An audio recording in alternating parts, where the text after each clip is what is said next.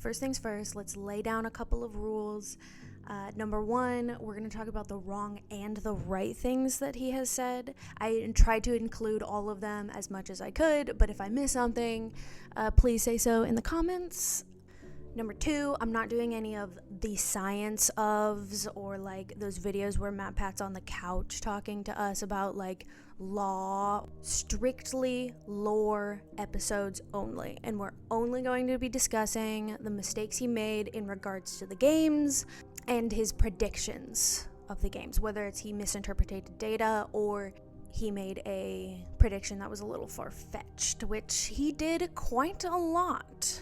Another thing is that if he reiterates a previous false or correct theory, I'm not going to like reintroduce that as a mistake. Like if he says phone guy is purple guy in one episode, and then in the next couple episodes he keeps saying that, I'm only going to bring it up the one time. This also applies to the good stuff as well. So a lot of the first theories, especially if a game just came out, are going to be like really heavy on stuff that he got right and that he got wrong. And then episodes that came after, usually just like one or two things. Usually because he's just remixing a lot of the past stuff and then adds in a spicy new theory to mix things up. Obviously, what I say is right and wrong is extremely subjective, depending on which theories you kind of lean more towards. And so everything I say is honestly just a theory. Again, I'll try to say when a correction or an affirmation is more my opinion and how I like to see the lore. And some of the way later theories in the Steel Wool era of gaming are still being debated on to this day, and we don't know if they're gonna come up. Those I'll just call like neutral. I'll be like, he made this claim and it's neutral and it probably or probably not will not happen. I'm not gonna explain every reason as to why I believe certain things. For some of them that are like a little more obscure or maybe not as well known, I will. But if there's any claim that I make that doesn't make sense to you, leave a question in the comments and then I'll send you a like 16 paragraph response that's way too convoluted and wordy for anybody to understand. But let's get right into this. In the episode Five Nights at Freddy's Scariest Monster Is You, the things that MatPat got right was that he predicted the ultimate custom night, or did he inspire it? With like the killer in purgatory. The things that he got wrong was that he said that the killer was the protagonist. He said that FNAF was based on a real life murder. And that this cemented the idea that FNAF 1 happened in 1993, which I've joined the boat of it happening in 1998. In the episode FNAF 2, Gaming Scariest Story Solved, the things that MatPat got right was that he identified FNAF 2 as being a prequel. He identified the missing children's incident location and the Fredbear family's diner location as two different locations to the FNAF 2 location. He said the FNAF timeline was more convoluted and difficult than the Zelda timeline, which is true. He identified the Save Him minigame child as the puppet. He said the kids were stuffed into animatronics. He said the puppet gives life to the dead kids through the animatronics. He said Phone Guy has been with the company since the MCI location. I know a lot of these facts seem pretty obvious now that we look at them in retrospect, but they were really debated on at the time. So good for MatPat, getting stuff right. Now let's get the stuff he did wrong. He said that the animatronic in the Save Him minigame was Freddy when it could have been Freddy or Fredbear. He said that the Save Him location was Fredbear's, when the actual location, it's not quite clear. He said the puppet's death was the first time Freddy's was associated with a violent act, which is possible, but not likely with the bite of 83. But it's possible. That could be the case. He said the puppet's death caused Fredbear's to sell their location to Fazbear Entertainment. We don't know if Fredbear's sold their building to anyone. We know that the missing children's incident building was the same building as the FNAF 1 location building. As for Fredbear's, we don't know, but maybe we'll get some insight with Secret of the Mimic. He said that the puppet was motivated by revenge. He said that the murderer used a golden Freddy suit to lure the kids. Not super his fault, since we knew it was a golden suit, but we didn't know Golden Bonnie was a guy yet. He said the puppet stuffed children into the suits, but it's unclear whether or not that was the puppet or William. I kind of lean towards the side of it was William, but it could have been the puppet. He said that the toys animatronics were connected to a sex offender database. It was just a criminal database. I don't think William was a sex offender, thank goodness. At that one FNAF fan game I don't remember the name of. And this was the first incident that he said Purple Guy was Phone Guy. In the episode FNAF Mystery Solved Part 1, there'll be a lot of these. The things that he got right were that he identifies the puppet as William's first intentional victim. This isn't 100% for certain, but it is very likely. He identifies Purple Guy's signature as wearing the spring Bonnie suit and luring the children in, which he didn't do with Charlie, which is why she's probably the first victim. He placed the MCI before 1987. He identified the safe room as the area where William lured and killed the kids. He identified Spring Bonnie as Purple Guy's suit. I know that seems obvious, especially with the FNAF 3 minigames, but like I said, it was debated on. He identifies Golden Freddy as being in suit mode, a springlock suit just like Spring Bonnie. He revised the puppet's motivation for helping the children move on, and he recognized that the FNAF 2 deaths were different from the MCI deaths, the original deaths. For things that he got wrong, this one's kind of finicky and something that is his editor's fault, not his, but the numbers are in the wrong place while he is complaining about how you have to punch in the numbers in the FNAF 3 code. He said that the cake from the Save Him minigames that Freddy is holding and passing out to the kids is Mr. Cupcake, like pre-Chica. I don't know why he thought that. He said that the Stage 01 minigame was not Fredbear's Family Diner. It's possible that it wasn't, but it's very unlikely. It's much more likely that that was Fredbear's Family Diner. He said that the multiple spring lock failures that Phone Guy mentions in FNAF 3 were multiple spring lock suits failing as opposed to multiple spring lock mechanisms failing. And to be honest, it could have been both. It could have been neither. He said that the shadow animatronics were previous employees who died via spring lock failure. Interesting, but not a lot of evidence. He said that Golden Freddy's endoskeleton had been taken out because he's in suit mode, but the whole point of the spring lock animatronics are that the endoskeleton is just pushed to the outer edges. The endoskeleton isn't taken out. And he said that the random endos that we come across via the cameras in FNAF 1 and the vents in FNAF 2 were Golden Freddy's endo, which is probably not true. In the episode FNAF Mystery Solved Part 2, first half, the things that MatPat got right were that he ruled out that Jeremy and Fritz were the killers. He said that the Bite of 87 closed down the FNAF 2 location. He said that Jeremy was the Bite of 87 victim. He identifies that the Purple Guy died in the safe room in the MCI/FNAF 1 location. He recognized that the FNAF 1 building and the MCI building were the same building. He also identified that the Dead Kid minigames in FNAF 2 were about the missing children's incident, not the Dead Kids incident, which is the Dead Kids from FNAF 2. As for things he got wrong, he used Summer Job as evidence that the phone calls in FNAF 2 are pre-recorded. That's not his fault. It was a mistake. And that's it. Win for MatPat. I mean, he's still saying that Purple Guy's Phone Guy at this point, but good for him. In FNAF Mysteries Solved Part 2, second half, the things that MatPat was right about was he said sprung trapped, and I'll never forget it. He also said that the puppet animatronic, or the phantom puppet from the FNAF 3 game, wasn't a phantom at all, but in fact was real, which honestly is very likely, but not certain. For things that he got wrong, he said that the Phone Guy was the only one that could know about how to use the spring lock suits and also the safe rooms when Phone Guy was actually giving a memo to other employees about it.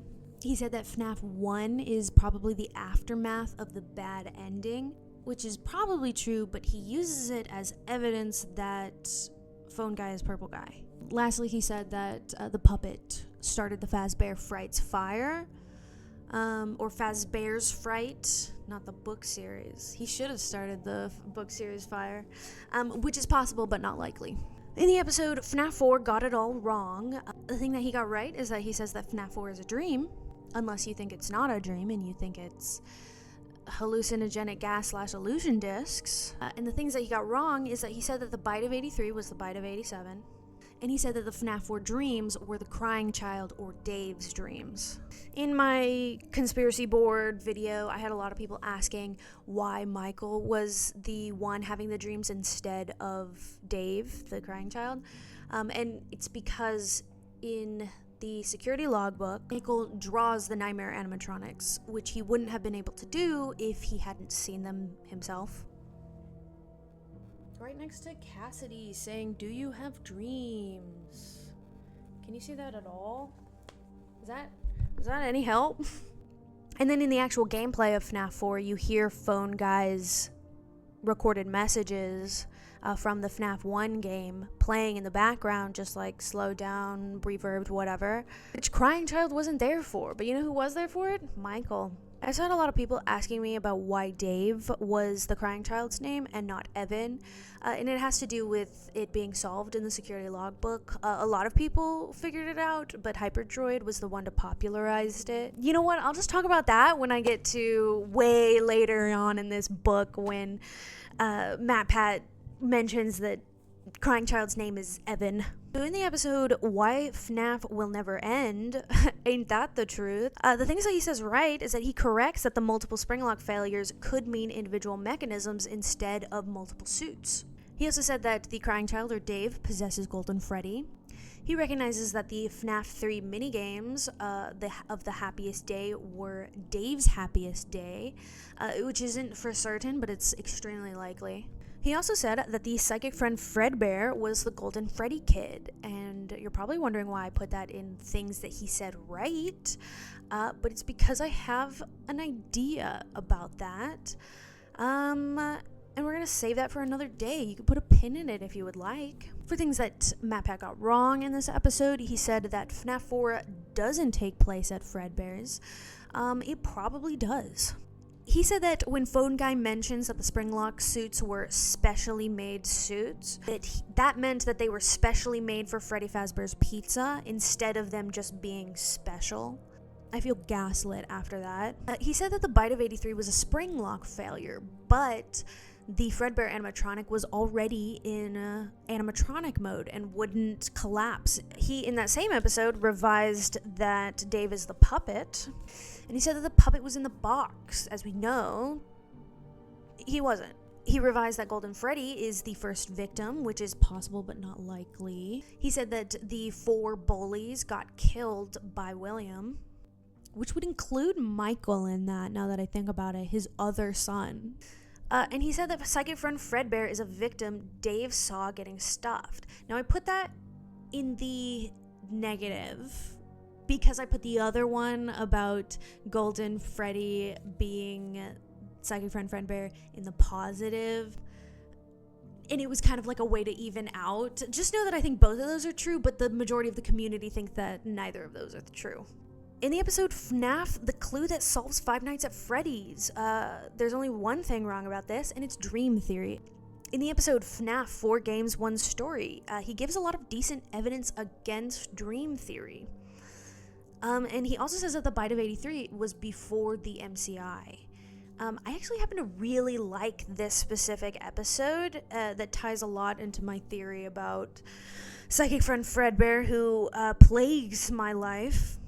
But he did get some things wrong. So, he says that FREDDY'S was the sister location that Phone Guy referred to in FNAF 3, which is possible, but there's no proof for it. He said that Purple Guy was sealed in 1983, but that meant that he wouldn't be around in 1987 in order to do the dead kids incident. He said that the MCI was done June 6, 1983, which is true about the month. I'm not so sure about the year. It is possible, because we don't have a definitive answer for 1985 being the missing children's incident. He said that psychic friend FREDDY'S was the puppet. Possible. He said that the toys were possessed by the dead children's incident kids, or the kids that died at the FNAF 2 location, which is extremely unlikely. Because why don't we ever hear about them ever again then? He said all workers get paid on a Friday. It's not true. Plenty of people get paid on a Thursday, or a Sunday, or any other day of the week. People just get paid when they get paid. He said that Purple Guy takes apart the animatronics after the safe rooms were sealed. That is possible, and people have been bringing that up a lot lately. I just don't think it's likely. I think that in FNAF 3, it's very heavily implied that William was trapped behind the safe room when they sealed it up.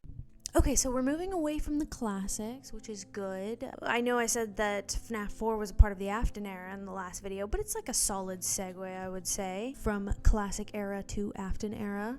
In the episode FNAF Sister Location Decoded FNAF 5, the things that MatPat got right was that he recognized that in the logs on Scott's website that they were showing the schedule for Sister Location, which was it wasn't Circus Baby's Pizza World at the time. It was Circus Baby's Pizza and Rental, I'm pretty sure.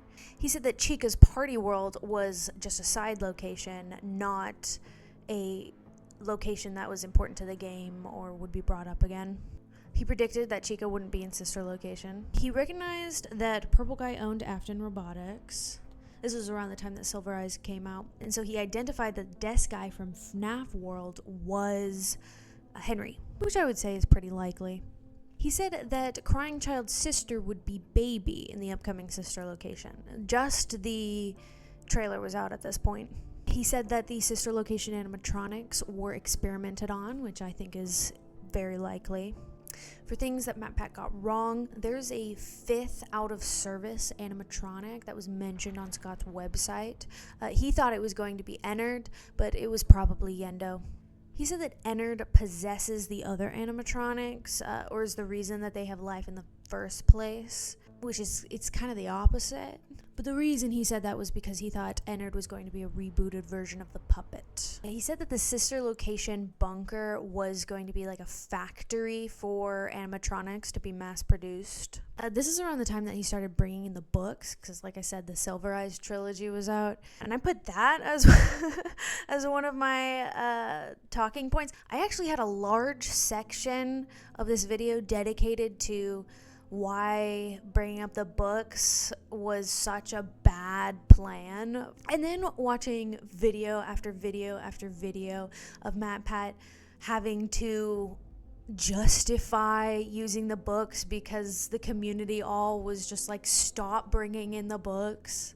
I realize that the poor guy has probably had enough. Back to things that MatPat was wrong about. He thought that I will put you back together, the line that is said to the crying child via psychic friend FREDDY'S in FNAF 4 was from Baby. He thought that the girl with pigtails from the FNAF 4 minigame was Baby. Hard to fault him on that. Similarities are wild. He said that Baby's motivation was to avenge Dave's death. In the episode Follow the Eyes, FNAF Sister Location, the one thing that MatPat said that was right was that he predicted that William would be Elizabeth's father.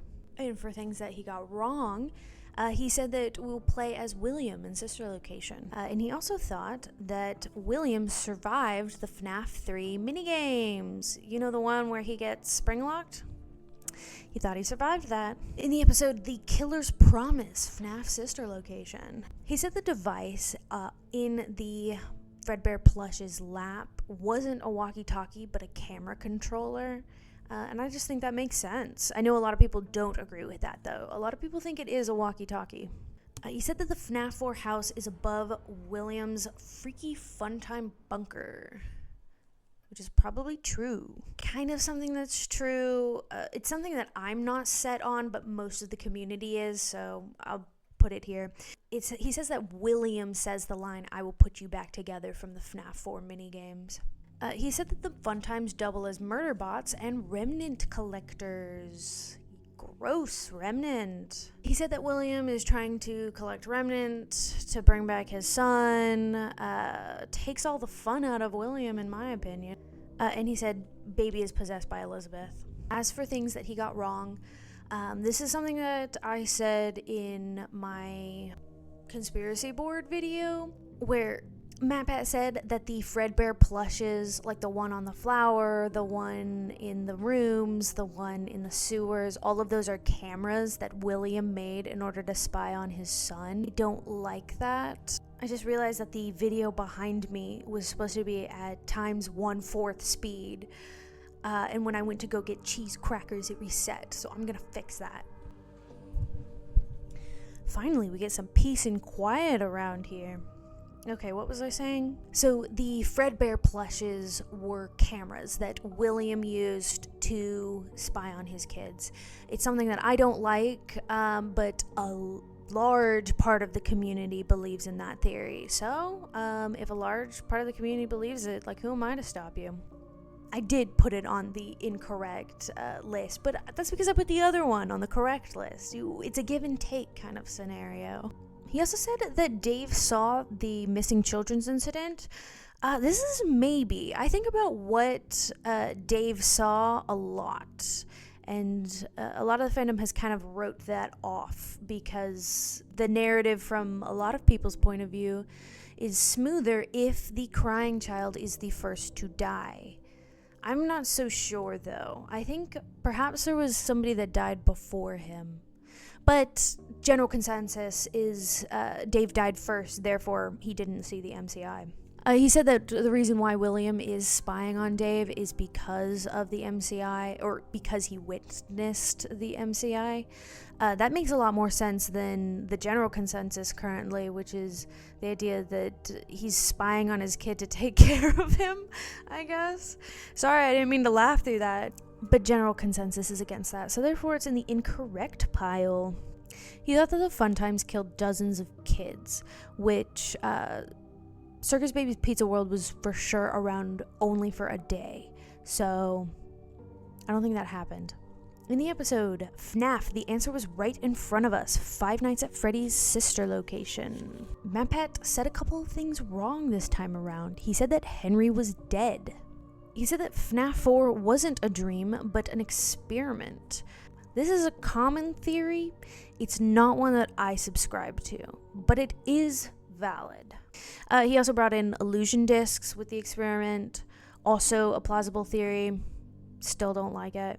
And he also said that the FNAF 3 hallucinations are illusion discs, which, that would be the phantom animatronics. And I don't know about that one. I don't feel like there's a lot of evidence for that. In the episode, FNAF, The Final Theory, Five Nights at Freddy's, Part 1. Spoilers, it's not the final theory. MatPat, for things that he said right, said that the pink guy isn't a different murderer. That's right. That was still circulating around. He also said that sister location happens before 1987, which I think is most likely. It is still up in the air where sister location falls. The biggest evidence for me that it happens before 1987 is the fact that William sends Michael down, which means William needs to be present to do that. This is a wild terrain to follow, so stay with me. William was sealed behind the safe room wall, according to Phone Guy in the FNAF 3 Phone Guy calls, which meant that Phone Guy had to be alive to do it. And Phone Guy dies in FNAF 1. So Phone Guy needs to be alive in order for sister location to happen, which means that sister location has to happen before FNAF 1. Which means it could technically happen in between FNAF 2 and FNAF 1, but I also kind of subscribe to the belief that Mike is also Fritz Smith in disguise, as well as Mike Schmidt. Anyway, so that's why I brought up before. You're getting like a mini theory in the middle of this MatPat business. That's why I brought up before how people have been talking about how it's possible that William was sealed after the safe rooms were already sealed up, like he was double sealed or something along those lines, or that there's a fake door. Another theory that kind of stems from the books that I'm not a fan of pulling material from, but that doesn't mean it's any less valid or important to ruminate over. I'll leave that at that. For things that MatPat said wrong, he says that Elizabeth dies before Dave, and Dave being the crying child, which is possible. That could be what the crying child saw. Anyway, he also said that Mrs. Afton is Ballora. In the episode, FNAF The Final Theory, Five Nights at Freddy's Part 2. Some of the things that he says right is that he says that Chica's Party World was a different IP than Freddy's at the time of sister location, which is honestly extremely plausible. In Pizzeria Simulator, there's Funtime Chica, which means that Funtime Chica exists, but was that made after the other Fun Times or while the other Fun Times were there? Or maybe was it in the middle of construction? I don't know. That's just me speculating for right now. Maybe theorizing, because that's just a theory. Again, he says that William is Springtrap, not Mike. Mike Trap was hot business for a long time. I wonder if there's any Mike Trap fans out there. Let me know. He said Mike was Mike Schmidt and Fritz Schmidt, which is kind of what I was talking about before. He identifies Mike as being the one who set Fazbear's Fright on fire, which I think is extremely likely. He predicted that Charlie, or the puppet's backstory, would be revealed in the next installment, or in the next game, which was Pizzeria Simulator. For things that MatPat said that was wrong, he said that all the animatronics had a spring-lock version of them, and I don't know where he kind of got that. He said that the good ending for FNAF 3 was the official ending. That's possible, but it's not likely. And if it were the case, I think it would only be for Dave. And that's not what the good ending implies. Because Pizzeria Sim implies that all the kids... I'm explaining, and I told you I wouldn't explain, so let's keep going.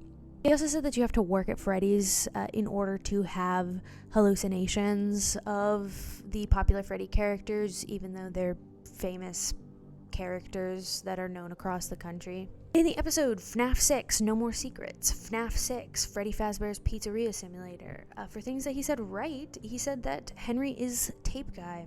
He also identified Lefty as an animatronic meant to capture the puppet. He identifies that the mediocre melodies were the not relevant characters that Phone Guy mentioned in FNAF 3. It's not for certain, but I think it's extremely probable. For things that he got wrong, this one's more of like a flavor one on both of our ends. He said that Mangle is Susie's dog, which doesn't have any evidence for it, but also it's fun.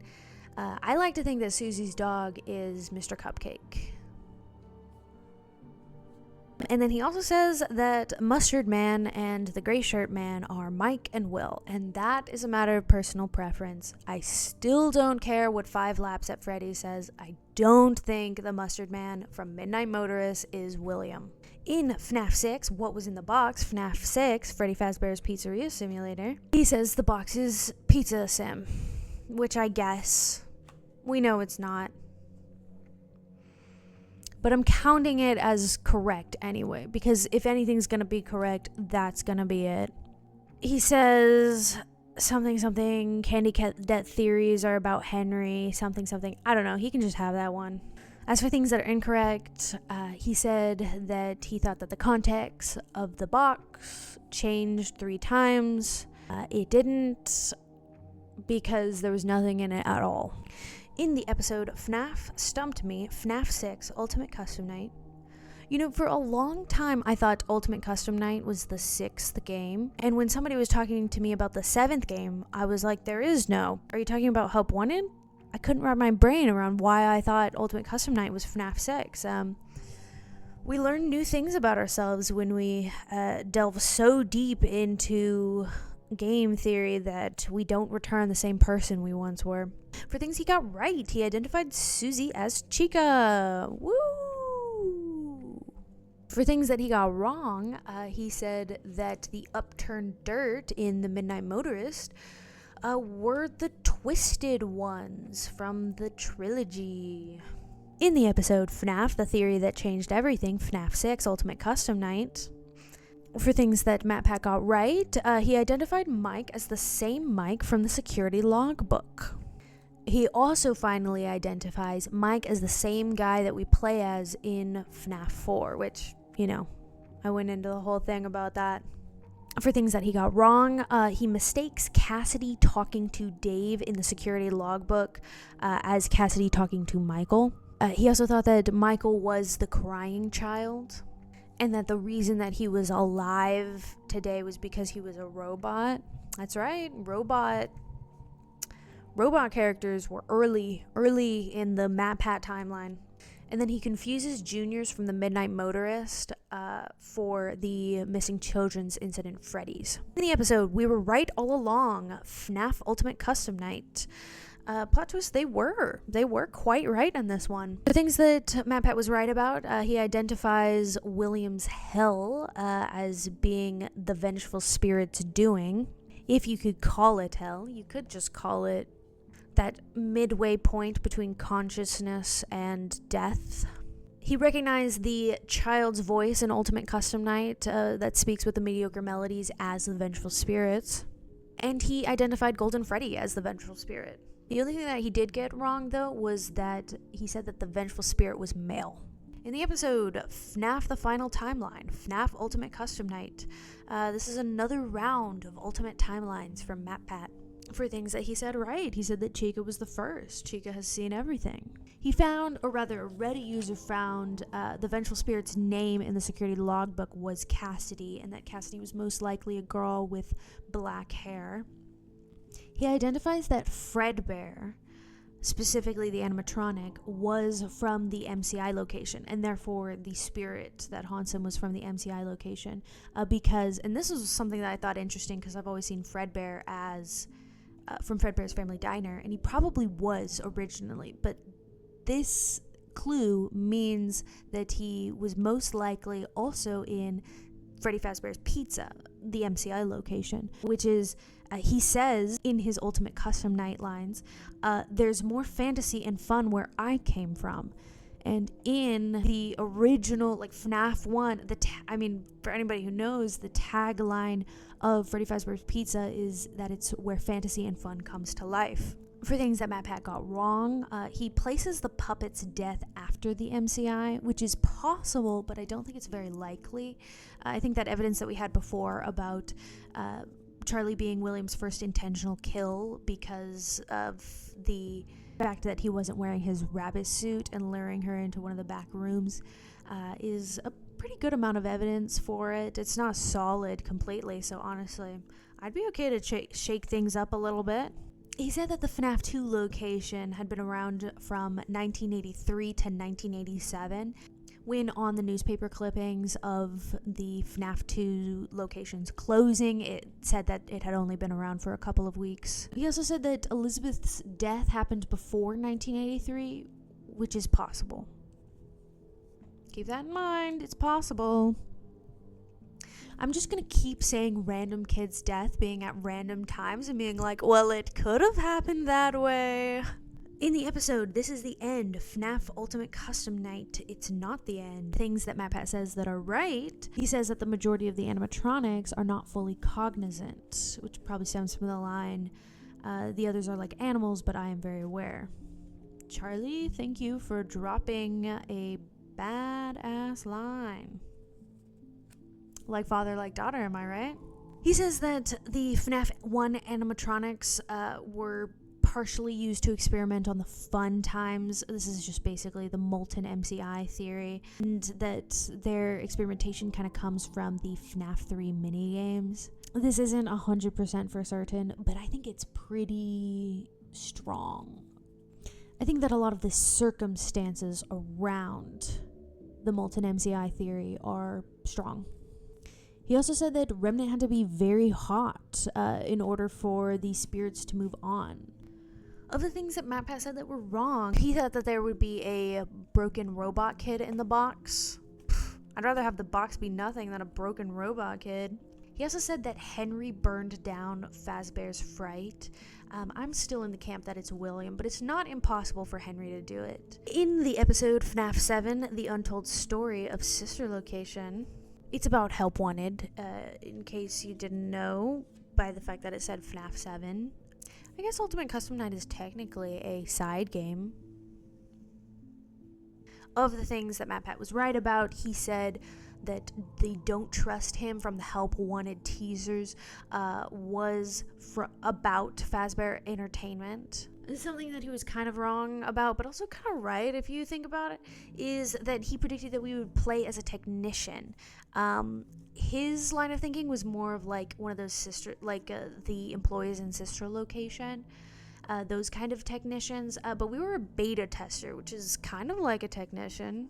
Don't tell any technicians I said that. Of the things that MatPat got wrong, he said that the 1987 Jeremy was the Remember Jeremy. We were getting Remember Jeremys all the way back in Help Wanted teasers. He said that Jeremy died via the bite of 87, but from the FNAF 1 phone calls, we know that Jeremy survived. He just doesn't have a frontal lobe anymore. He thought that Help Wanted would be about the convicted employee. I mean, he's fair for this. We all want to know what's up with that conviction business from the FNAF 1 newspapers, but he thought it was going to be about the convicted employee from FNAF 1. He also said that we might play as the two techs that die from Sister Location. In the episode FNAF, You Were Meant to Lose, FNAF VR, Help Wanted.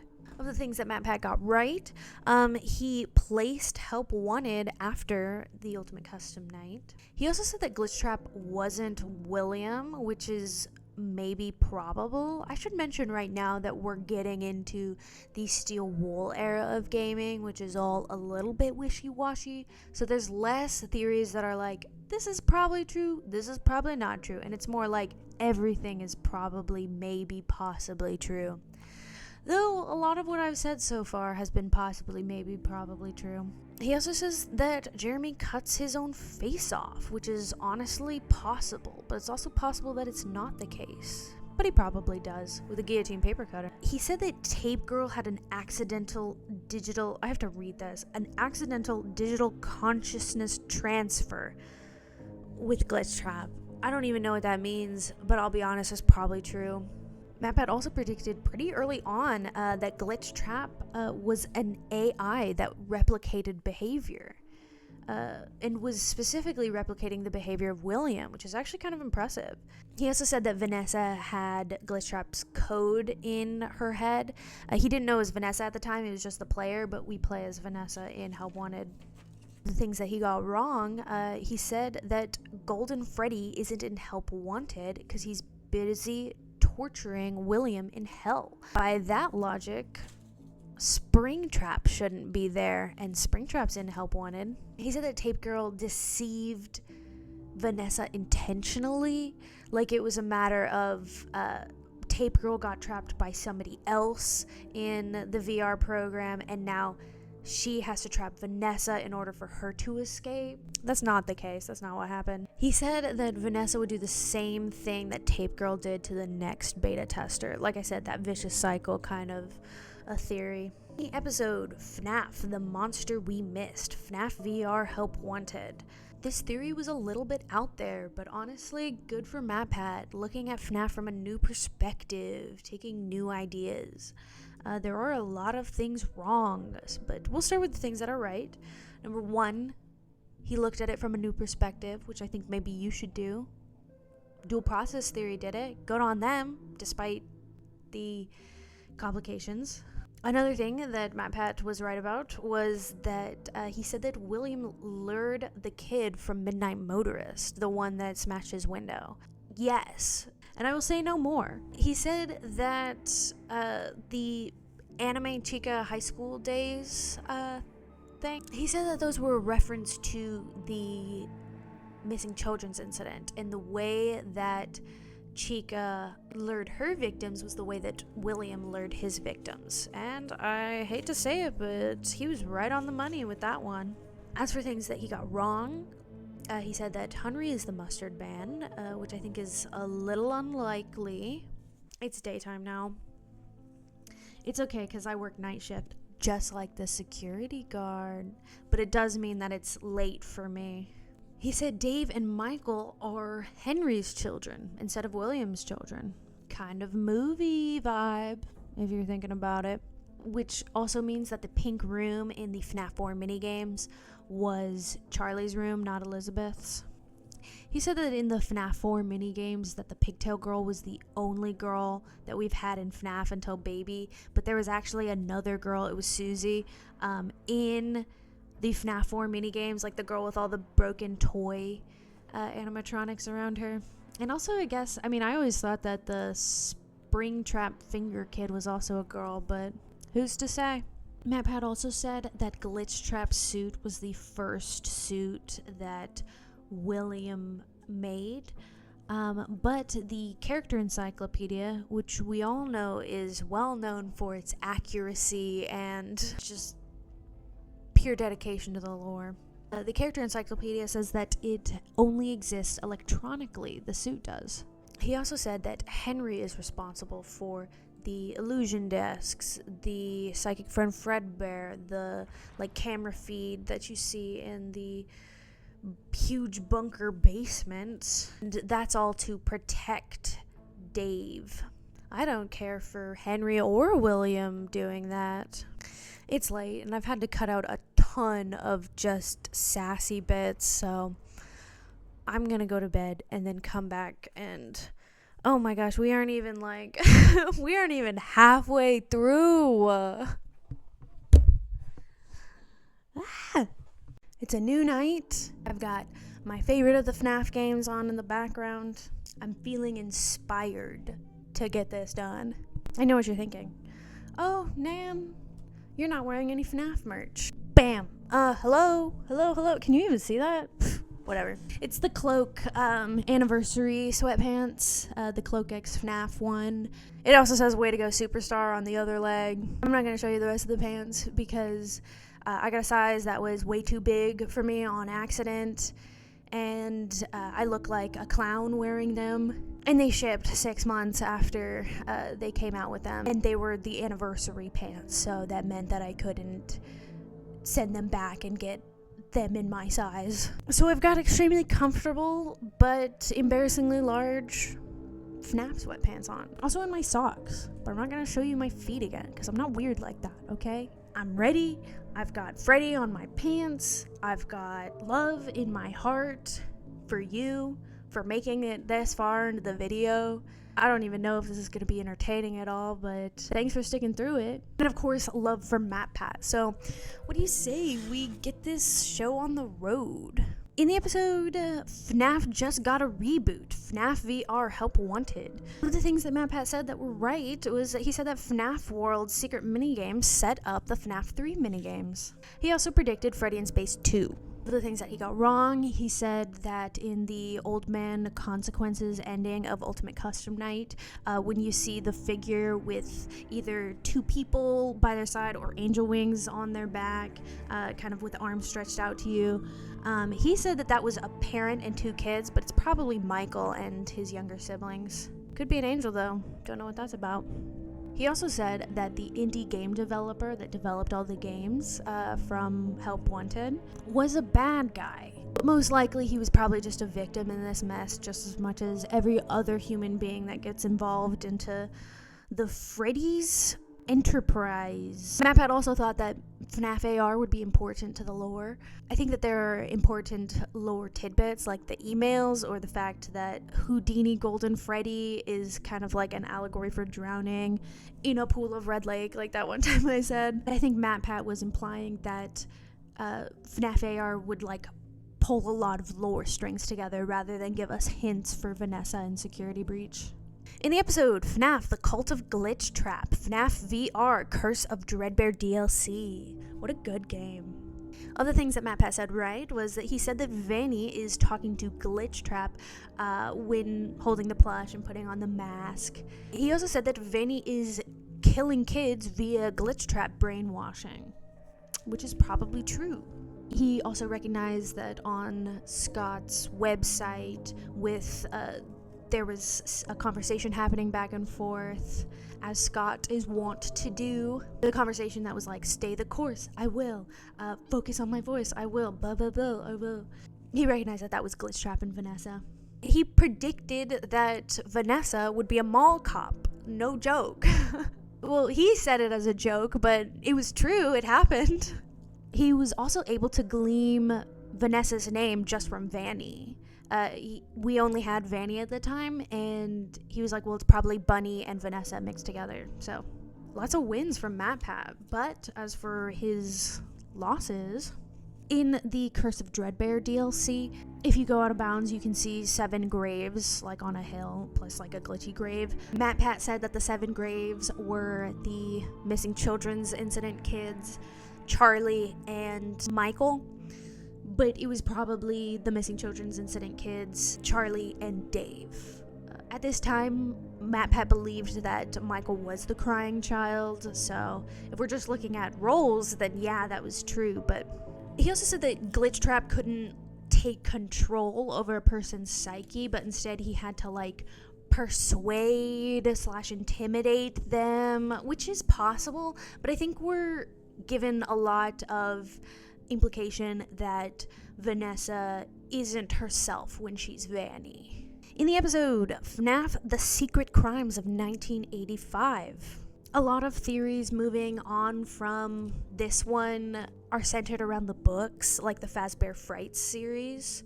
I'm not gonna talk about any book theories, so if he has a theory for how the next book is gonna come out, I'm not gonna mention it. Only theories that he pulled information from the book and then applied that to the games, I will mention those. But just know that like a couple of these future episodes are kind of going to be a little bit bare bones because he was doing more of a book theory thing instead of a game theory thing. Number one, the thing that he said wrong was that he said that the Fazbear Frights books were good. I'm kidding. I'm just kidding. We're playing around. We're having fun. I actually really like Count the Ways. Funtime Freddy is an absolute menace, and I love him for it. MatPat also thought that Security Breach was going to be called FNAF Into Madness. That would have been wild. The episode FNAF the Faceless Puppet Master. This is just more book theories. He thought, and this is in the wrong unfortunately, that Oswald was going to be the indie game developer. In the episode FNAF the Grave Robber, Five Nights at Freddy's. Of the things that he said right, he said we have to be discernible about what clues we apply to our FNAF theories. I think that's 100% true. And I poke and joke about the books, but I think using the books to support theories that you have is perfectly valid and totally fine. Just as it's perfectly valid for me to ignore them. What matters is the story that you want to be told. And I think that's something beautiful about Scott's writing that I'll probably talk about later. Of the things that MatPat got wrong is that he said dismissing the books was short-sighted. I think that people dismissing the books is short-sighted in and of itself. So, and I'm not biased at all. What are you talking about? I've never heard the word bias in my life. You're being crazy. This is a new day. I was supposed to be fresh and good. And I'm already like being a wildcat. A wild creature. He said that Nightmare, Dreadbear, and Plushtrap were all Williams' experiments. I think all 3 of those have more merit being either in a Nightmare's psyche or being in-game video game character with Dreadbear. And the reason why he said that they were Williams' experiments were because they all have like fleshy bits in them, like Nightmare has the brain, Plushtrap from the books has like human eyeballs, and then Dreadbear also has a brain.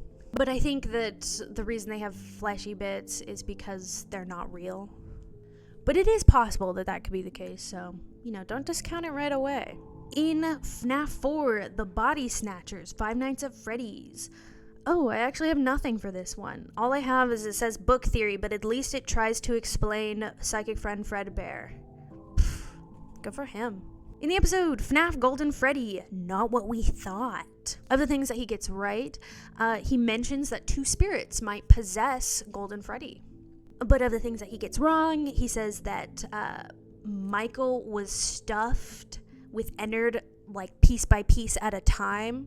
He gets a lot of these like out of left field theories from reading the books. I don't think that there's any evidence in-game that Michael was stuffed piece by piece, one at a time, unless you want to count his slow deterioration.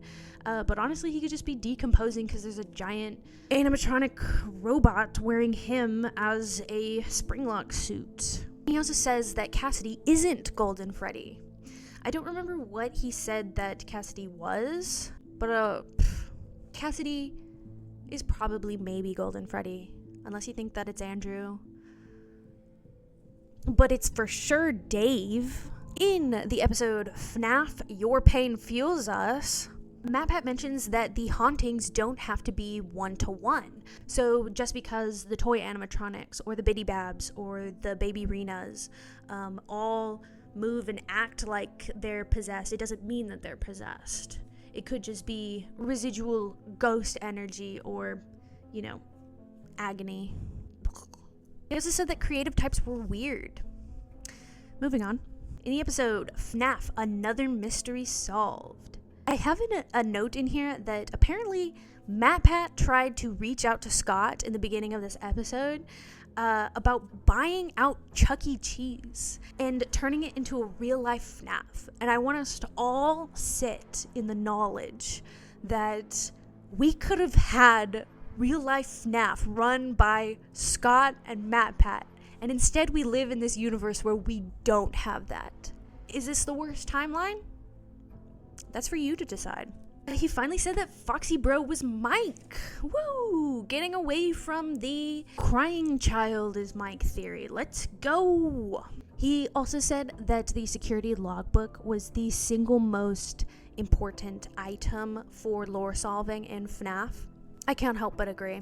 I had someone tell me that they weren't interested in looking at the security logbook because the FNAF character encyclopedia had a ton of inaccuracies in it, and that made me want to die. Listen, if you're I wouldn't say book hater, but if you're someone who's like, I'm not touching the books, they're not lore, I agree with you. For Silver Eyes, Fazbear Frights, and Tales from the Pizzaplex. The security logbook is written in game continuity and therefore can be trusted. I promise you. Please just buy it. Just buy it.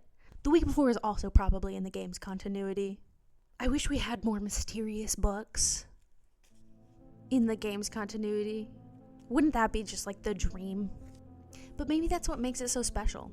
He also said that It's Me is possibly Dave trying to tell his older brother Mike that it's him. Recent evidence though suggests, and I say recent evidence, it's actually quite old evidence, just people bringing it into light, that It's Me could possibly not be that. It's Me could possibly just be any of the spirits doing spooky things.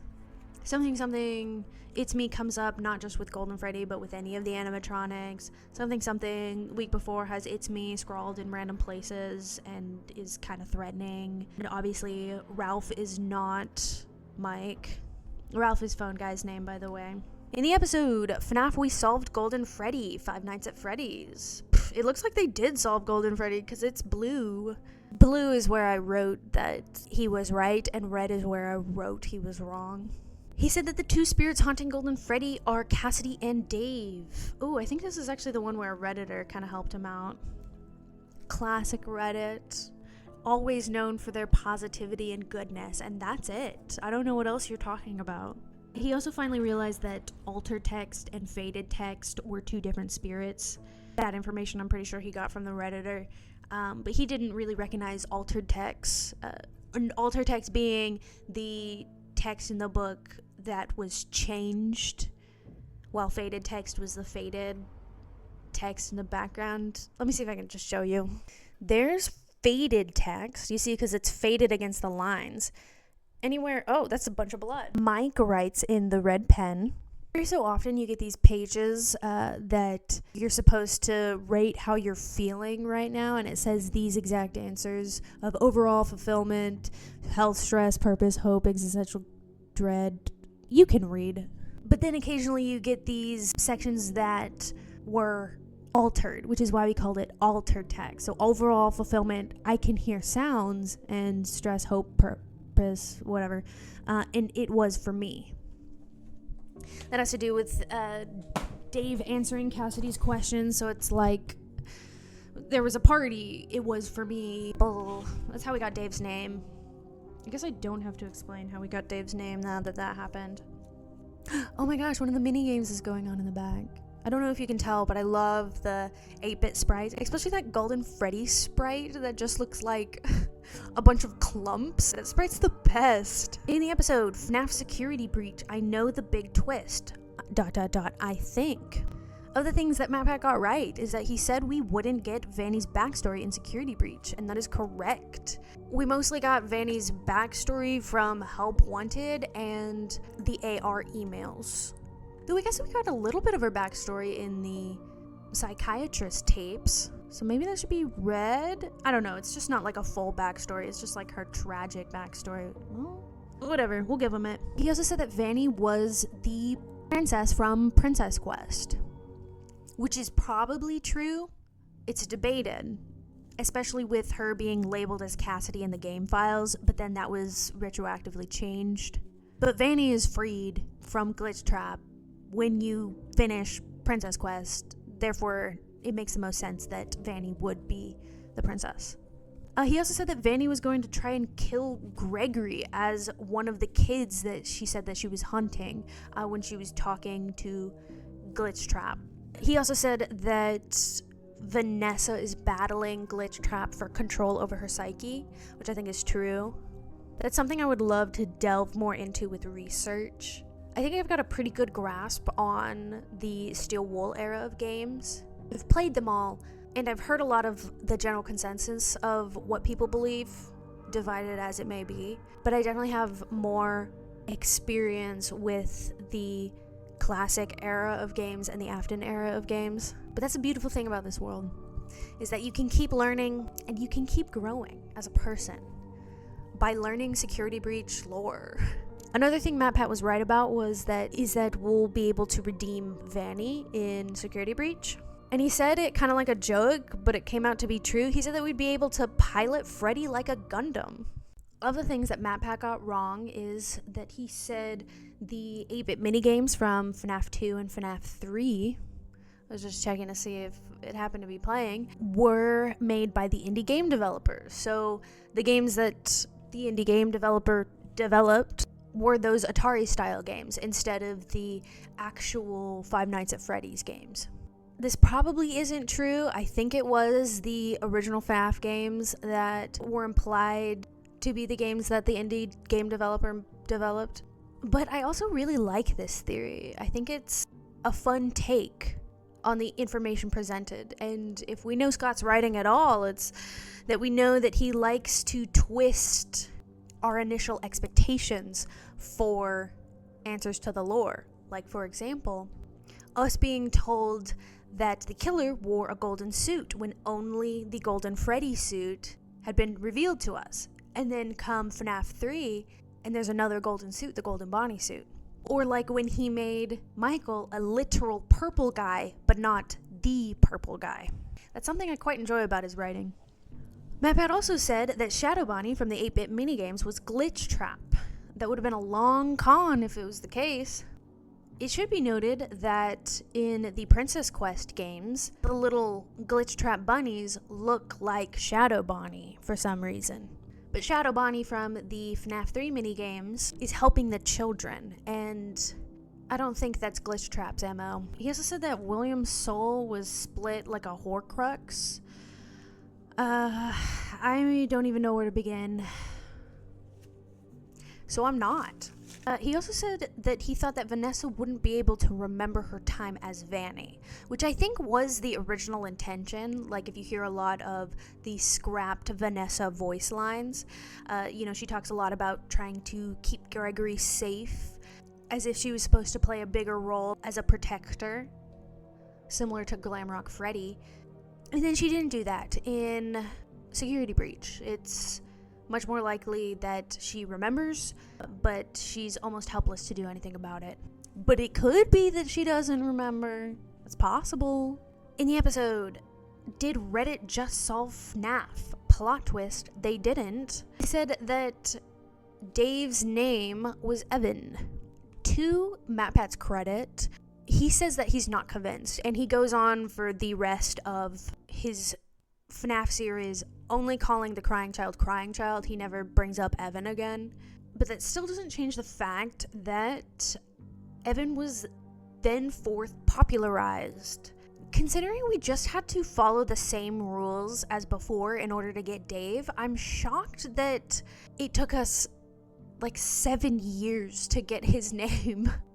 In the episode, 3 new FNAF security breach theories. Of the things that he got right is that he said that we would be able to use Monty's ability to break through fences in the Pizzaplex in order to go to undiscovered areas, which is true. That is what happened. Of the things that he got wrong is that he said that the Glamrocks were repurposed toy animatronics, which is honestly a very interesting thought, but not what panned out. He thought that we were going to use Monty as a Gundam just like Freddy. I wish. He thought that Elizabeth would be the ultimate villain of Security Breach. I think this comes from a lot of hints of the idea that Eleanor from the book series might have been the main villain of Security Breach, which Eleanor is basically a repurposed mimic, and I'm already drained talking about it, so we're gonna move on. I will note that MatPat calls Eleanor Baby a lot, and she does look exactly like Baby, but I'm pretty sure she's like an agony demon. I can't do the book stuff. I'm sorry, we're moving on. MatPat also said that we wouldn't fight a giant trash bunny possessed by a serial killer, and if you think about it, we've kind of already done that twice. That should be in the green. We didn't fight a giant trash bunny, unless you want to count Burn Trap as trash bunny. Whatever. He said that there would be an army of animatronics stealing people's bodies and like replacing them or something. 2 ideas that he brings up a lot are a cult of glitchtrap stealing people's bodies and some member of the Afton family trying to bring back the Afton family, or the mimic bringing back the Afton family. Just like the idea of like, we gotta bring the family back together. I'm not a fan of either of these.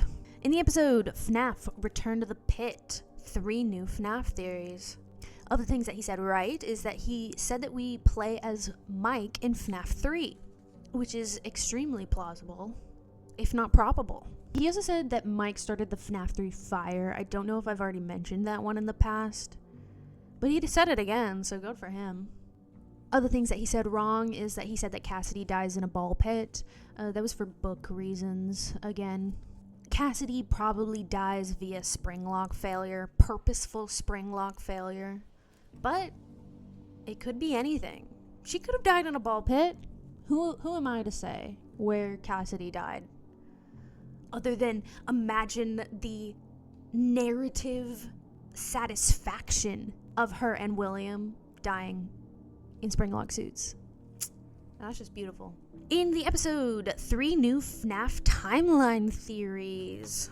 He only got things wrong in this one, besides the things that he has already said in the past, which were right. And of those wrong things, he said that Chica started as a mediocre melody. This is possible. The evidence backing it is just not enough to convince me. Usually something for me to be convinced, it has to be satisfying to the narrative or backed by evidence, or hopefully both.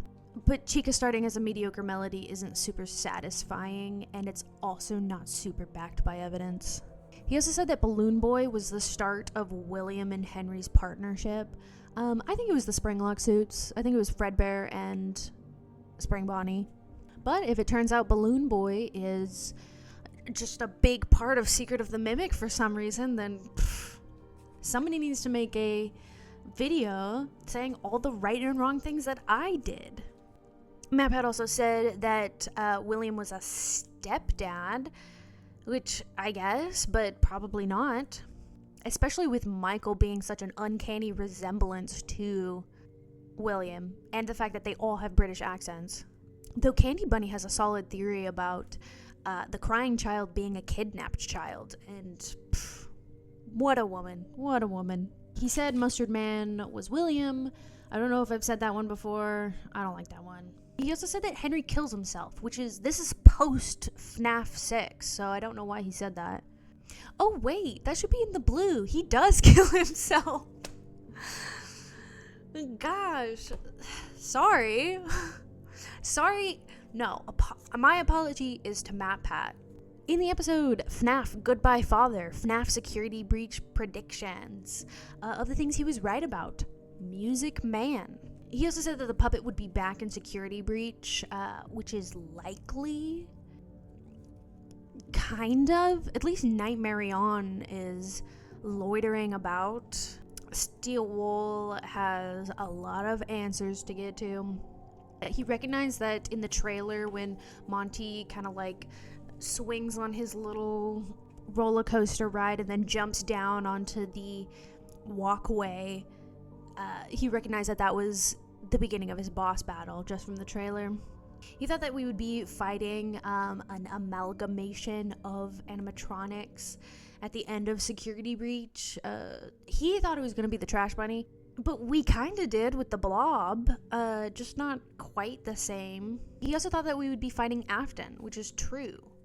And lastly, he thought that the Pizzaplex would have a Freddy's location buried underneath it, which there was. As for things that he got wrong, he thought that the tentacles in the Security Breach trailer were Nightmare On. They were probably the Blob. He has a real name. What was it? The Tangle? We already have a Tangle. He also said that the puppet was burned in Pizzeria Simulator. We're never shown Lefty burning. So it's quite possible that the puppet wasn't burned. He also thought that the tentacles might have been Baby also. This is more Eleanor's Baby connections. He thought that we'd be fighting bosses with Glamrock Freddy. And he thought that the location that would be under the Pizzaplex wasn't the Pizza Sim location, but instead would be Fredbear's Family Diner. In the episode, FNAF Don't Trust Gregory, FNAF Security Breach. Of the things that he got right, he said that Gregory is living at the Pizzaplex, which I think is entirely possible. Nothing confirmed, but when is anything ever confirmed? He also said Michael is Glamrock Freddy. There's not a lot of evidence behind this, but it is narratively satisfying. If William comes back, why doesn't Michael get to come back? Or at the very least, it's fun. You guys like fun, don't you? And he also said that the Staffbot family outside of the posted room in the basement of the Pizzaplex represented the Afton family.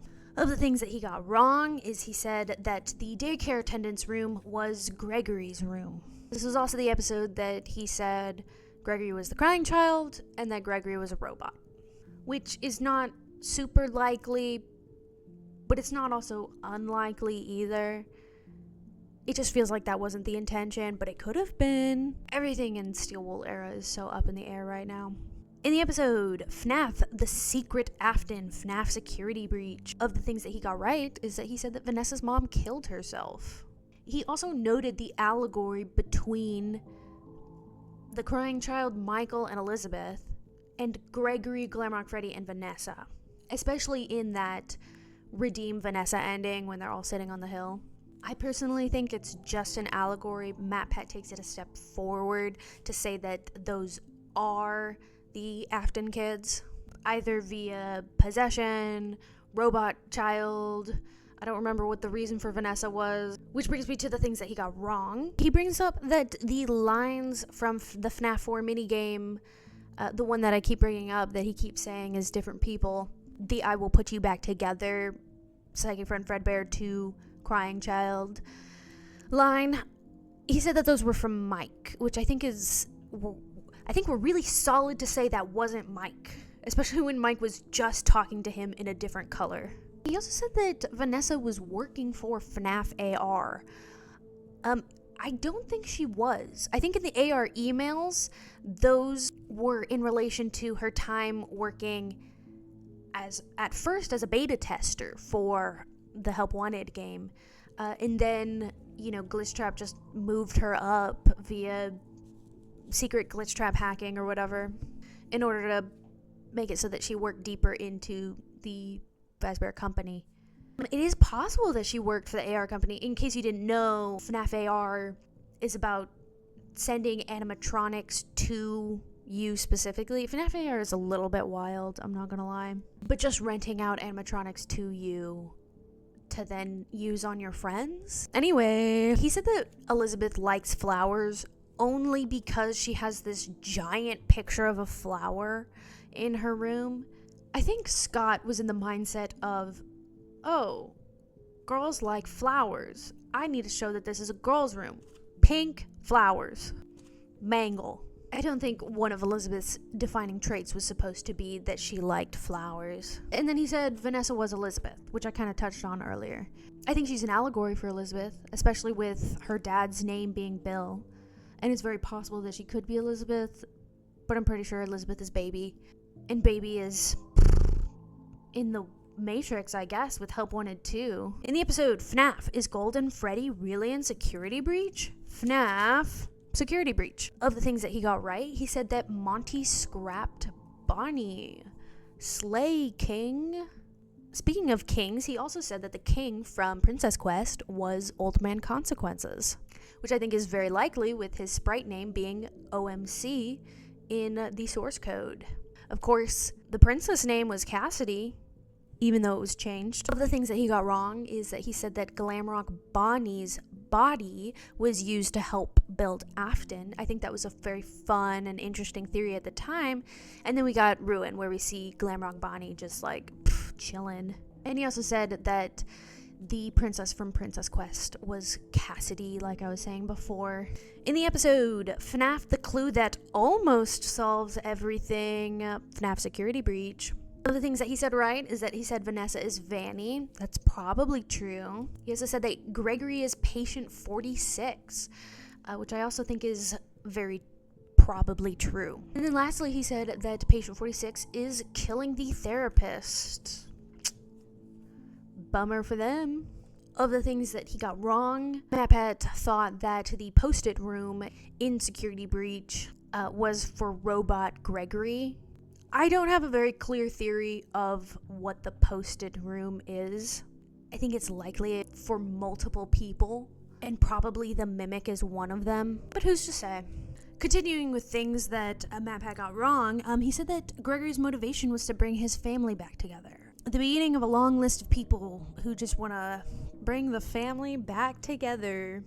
He also said that patient 46 is Baby. He just kind of tries to shove Baby into any possible role.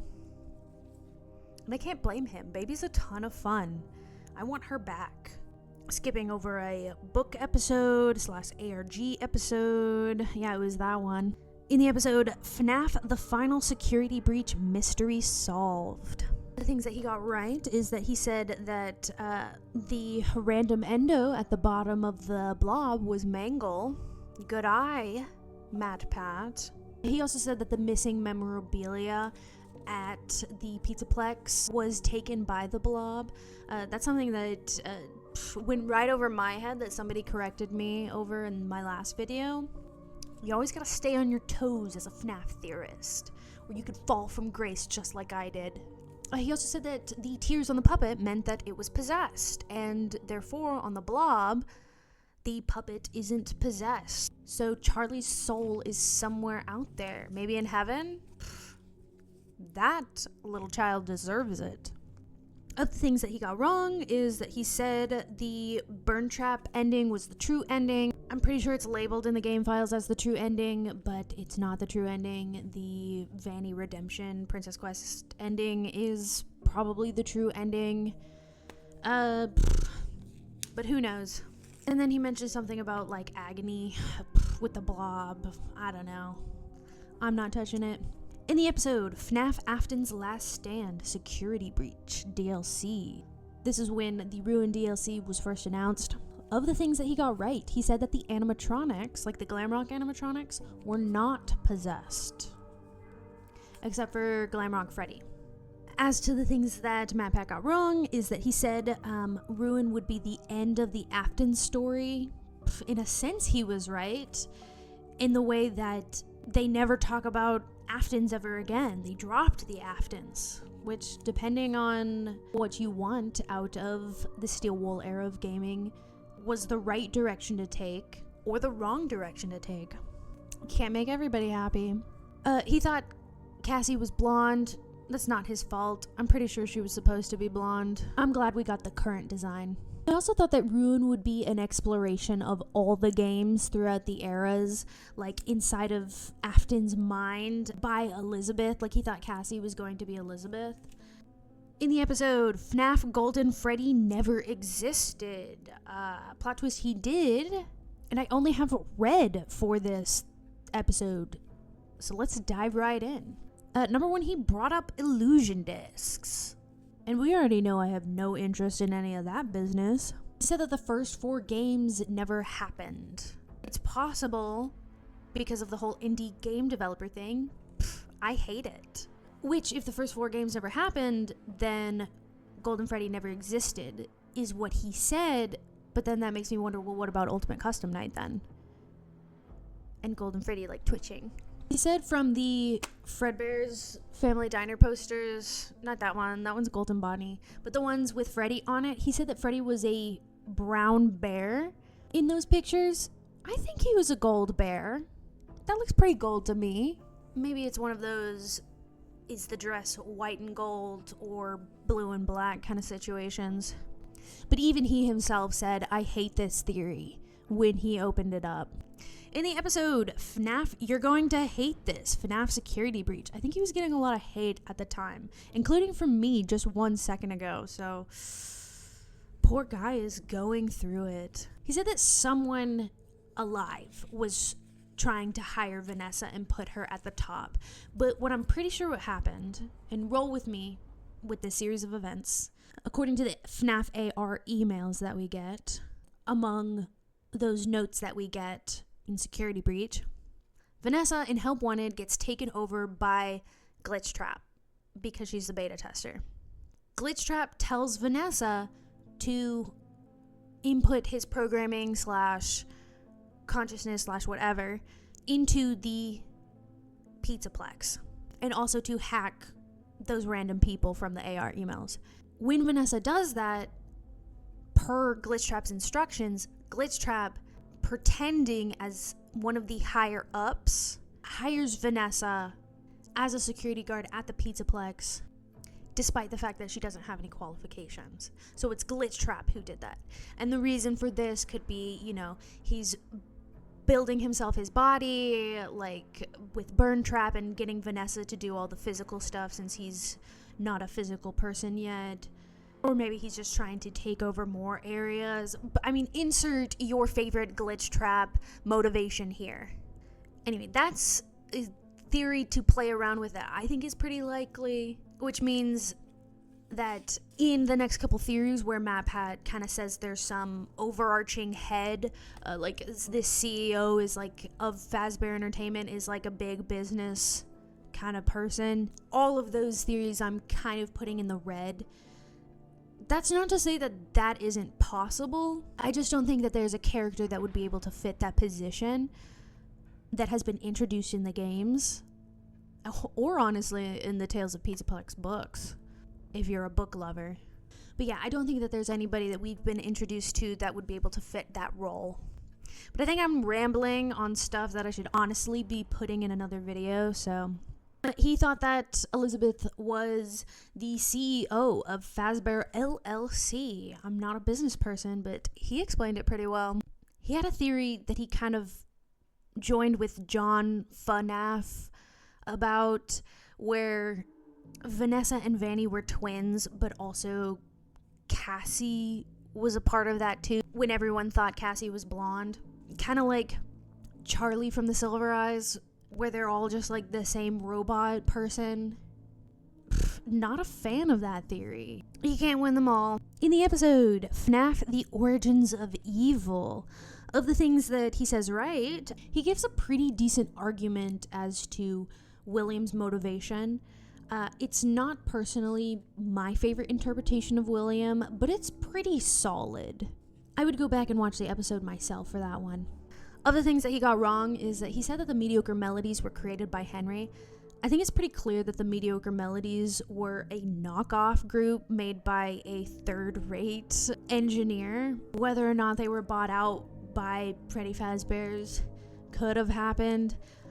I think Henry has proven himself well enough to have not made the mediocre melodies.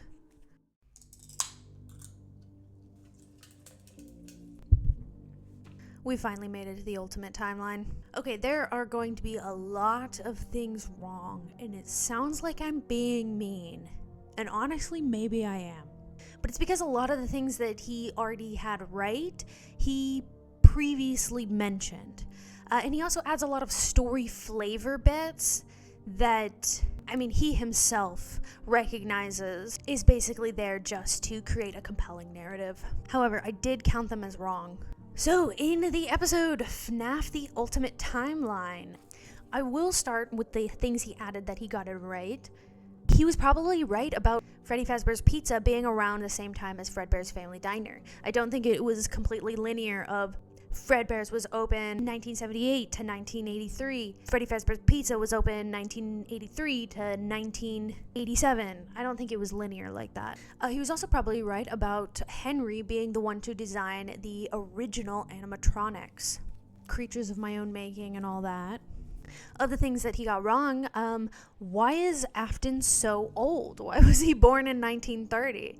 I know he mentioned the Singing Bear show, but anybody can see inspiration from a Singing Bear show. They don't have to be alive in the 1930s when that happens. Also, why did FNAF have to be inspired by something? Like, he says that Disney inspired Afton to make animatronics, as well as just some random singing bear, I guess. They're fun flavor bits, but no proof. Why was Chica's Party World owned by Henry? And also way before Sister Location, when we learn about Chica's Party World. We don't know where Sister Location occurs in the timeline, but it's at least a little probable that it happened after Fredbear's Family Diner, right? Of course, that depends on how long you think Fredbear's Family Diner was around for. And another one that was wild to me is, why were the mediocre melodies better than Fredbear and Spring Bonnie? According to his theory, the mediocre melodies beat Fredbear and Spring Bonnie in popularity, which is a reason that William got really jealous of Henry, because Henry built the mediocre melodies, which I already don't like that idea. And another thing that he said was that the mediocre melodies, once Henry and William combined companies, were performing at Fredbear's. We don't see any evidence of anybody other than Spring Bonnie and Fredbear performing at Fredbear's Family Diner. But FNAF is what you make it, so if you want the mediocre melodies to be an integral part of your lore, I'll stand by you from a distance, but you'll be supported. In the episode FNAF The Rise of Afton Ultimate Timeline, MatPat, of one of the things that he was right about, or at least I would think so, is that he said that the passcode from the Sister Location room being 1983 was William's doing so that he could remember Dave's death. I think that is such a good idea. And while it doesn't personally align with how I see William, I think that's a great way to bring in storytelling elements to gameplay elements. MatPat also said that William killed Cassidy in a more violent way than the others. He didn't mention that she was probably spring-locked, but she was probably spring-locked. MatPat said that the toys were built by Henry, which is probably true because they have the criminal database attached to them, which William wouldn't do if, number one, he was on the run, and number two, the criminal that the toys were looking for. And lastly, he said that in the minigame, is it there? Nope, that's Happiest Day.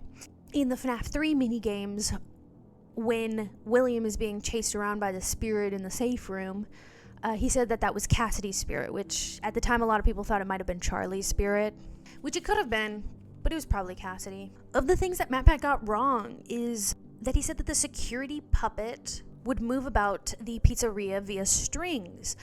We know very specifically that the security puppet does not move around by strings, since it goes out into an alleyway and collapses on Charlie's dead body. We don't know how the puppet just flies, but it does. He also said that the security puppet was William's idea. I think it's pretty clear that Henry made the security puppet in order to watch Charlie. MatPat also said that the spring locks were retired after 1983. However, it wasn't a spring lock accident that caused the bite of 83. that was just an animatronic accident. And we know from the FNAF 3 phone calls that, or memos from Phone Guy, that it was a spring lock failure that caused the spring lock suits to be retired.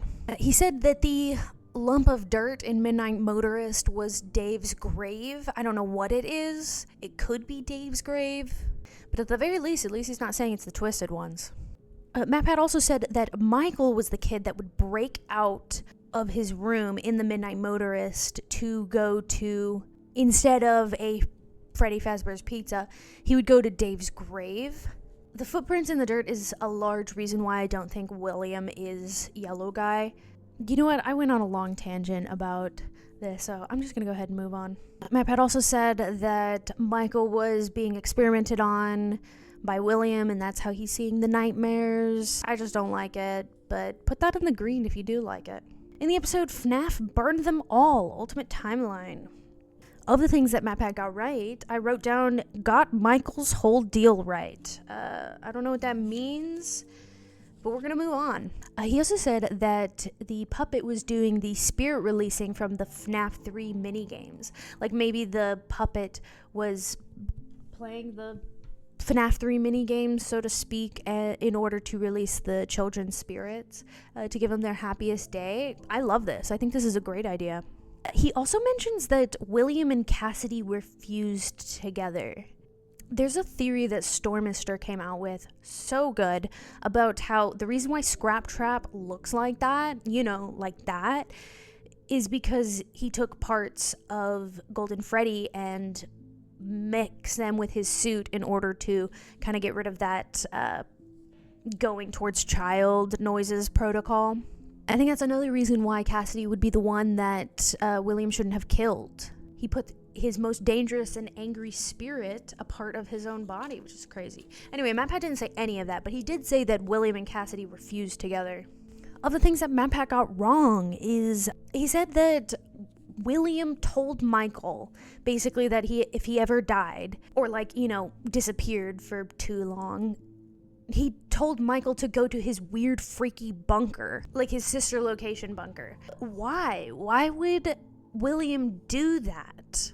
I can see people who want to put sister location after FNAF 1 saying that William left Michael a note, but William's motivation for sending Michael into the freaky funtime bunker after William is gone doesn't make a lot of sense. It makes more sense to me that William sent Michael down with a specific purpose to help further his own goals. So if William thought he was dying, he wouldn't send Michael down, because sending Michael down to the freaky bunker basement wouldn't further William's goals in any way. If you think of William as more of a tragic character who really did love his family, including Elizabeth, then that would make sense. So I guess it's up to you. To you specifically. MatPat said that the Biddy Babs were clones of Elizabeth.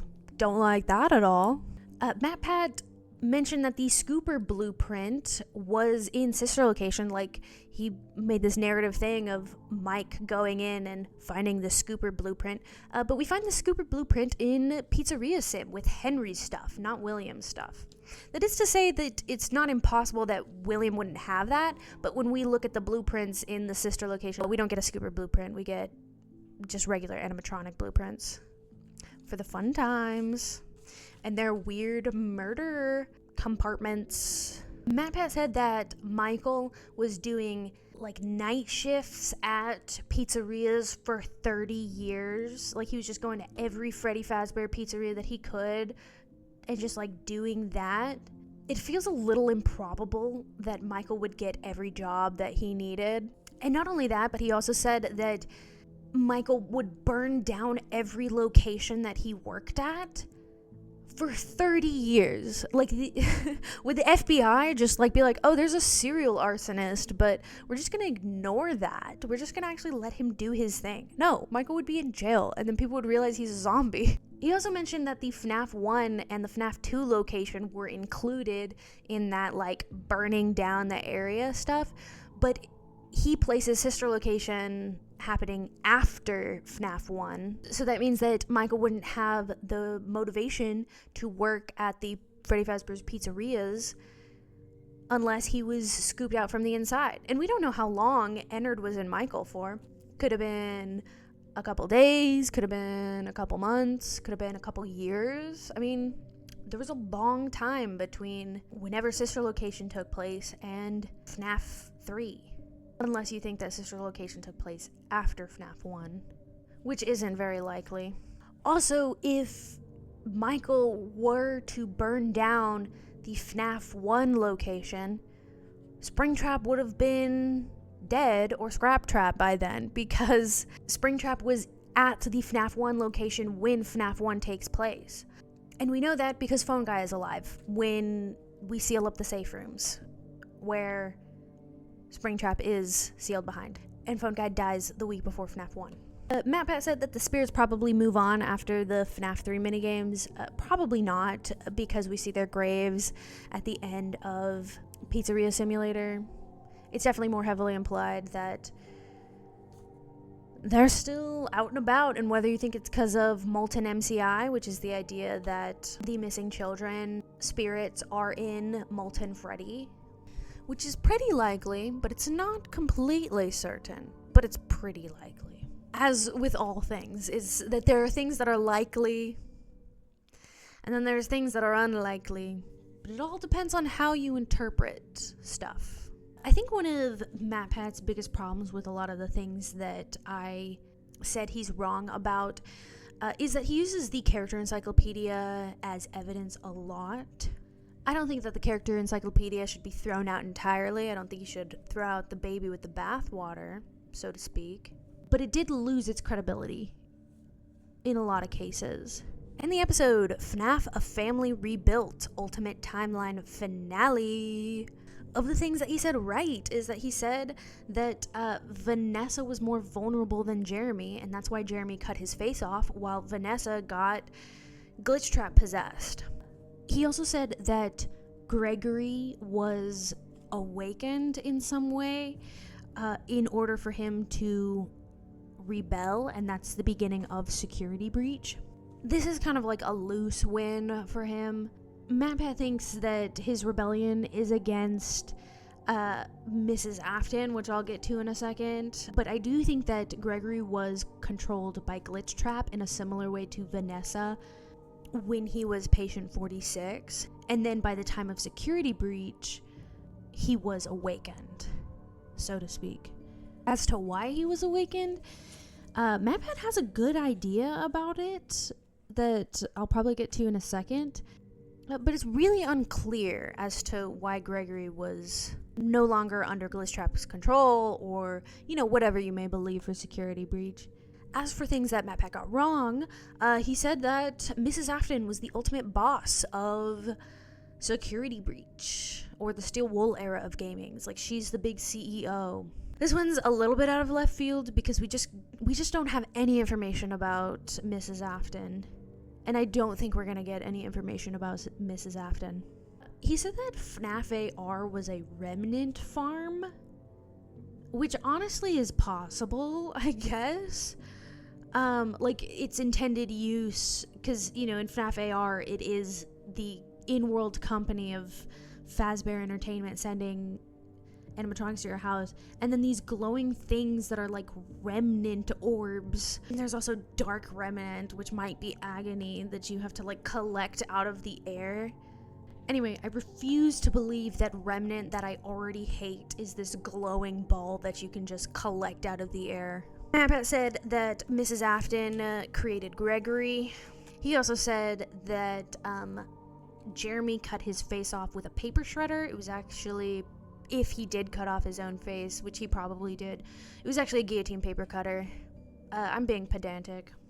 He also said, and this is what I was kind of referring to before that I'd bring up later, he said that the puppet woke Gregory up.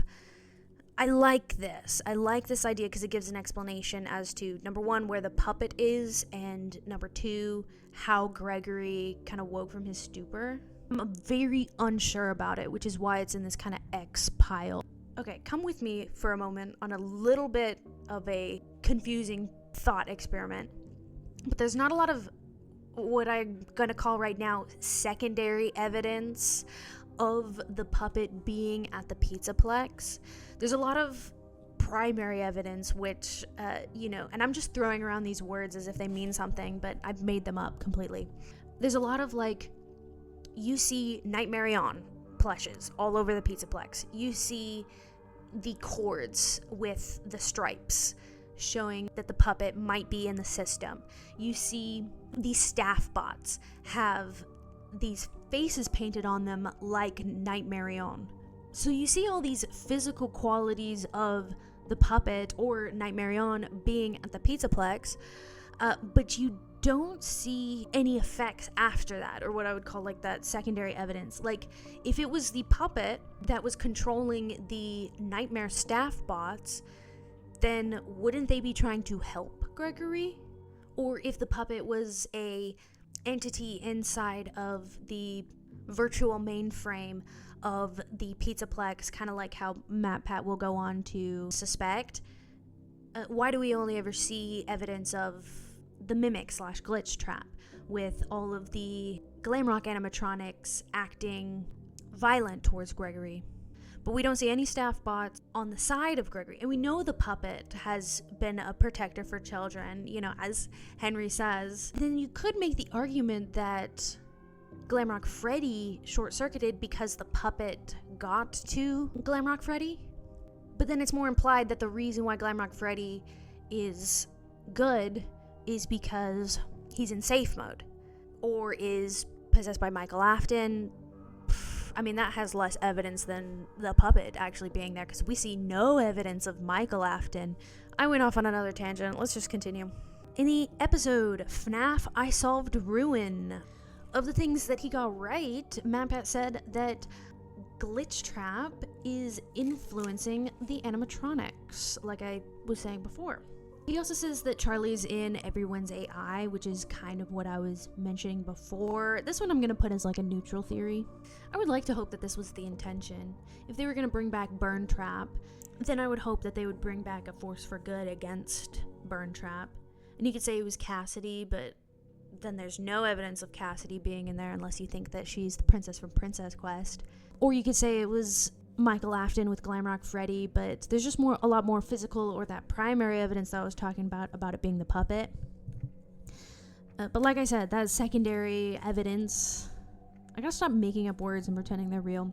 The things that he got wrong, he said that Henry's first project was Chica, which is possible. She was the first, she has seen everything, but I think it was Fredbear and Spring Bonnie that was Henry's first project. He said that Pizza Sim happened in 2023, which is something that could be the case. I don't agree with it, because I think FNAF 3 happened in 2015, and therefore Pizza Sim probably happened in 2016.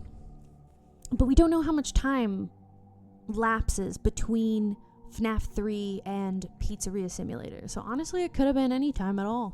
In the episode FNAF the AI Uprising, of the things that MatPat gets right is that he said that Glitchtrap was the mimic, and this is before Ruin came out. So that's probably true.